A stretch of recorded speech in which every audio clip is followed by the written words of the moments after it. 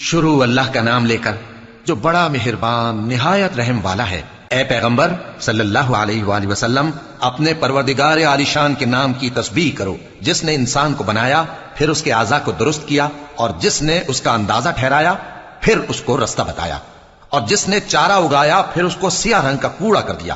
اے نبی صلی اللہ علیہ وآلہ وسلم، ہم تمہیں پڑھا دیں گے، پھر تم فراموش نہ کرو گے، مگر جو اللہ چاہے۔ وہ کھلی بات کو بھی جانتا ہے اور چھپی کو بھی، اور ہم تم کو آسان طریقے کی توفیق دیں گے، سو جہاں تک نصیحت کے نافع ہونے کی امید ہو نصیحت کرتے رہو۔ جو خوف رکھتا ہے وہ تو نصیحت حاصل کرے گا، اور بے خوف بدبخت اس سے کترائے گا۔ جو بڑی تیز آگ میں داخل ہوگا، پھر وہاں نہ مرے گا اور نہ جیے گا۔ بے شک وہ مراد کو پہنچ گیا جو پاک ہوا، اور اپنے پروردگار کا نام لیتا رہا اور نماز پڑھتا رہا۔ بات یہ ہے کہ تم لوگ تو دنیا کی زندگی کو ترجیح دیتے ہو، حالانکہ آخرت بہت بہتر اور ہمیشہ باقی رہنے والی ہے۔ یہی بات پہلے صحیفوں میں بھی درج ہے، یعنی ابراہیم اور موسیٰ کے صحیفوں میں۔